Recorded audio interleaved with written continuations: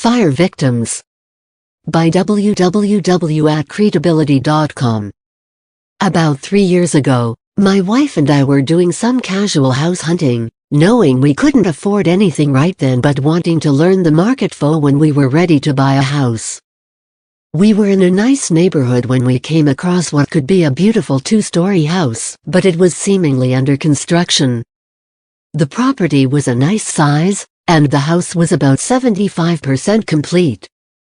We called the real estate number to see if we could look around, and the agent said feel free to go in on our own and have a look. There were no doors or fences. My wife and I began to go up towards the house when fear grasped me and I opened the door to the truck, back up and sat down.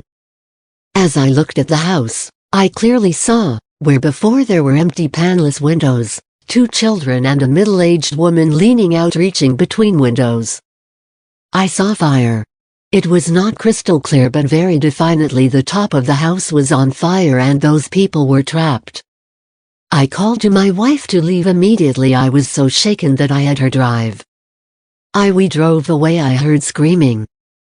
My wife saw nothing but said that as she watched me looking at the house she could definitely tell that I saw something. She also said she thought she heard a scream but wrote it off to a squealing tire. A few days later, I decided to call my cousin who works in the fire department. I asked if he could get histories on properties from his records, since he worked in the information office. He was able to pull the file on that address, and I told him nothing of what had happened to me. His records indicated that 10 years prior that house was badly burned and the family died in the flames. He mentioned that it probably wouldn't be a good investment.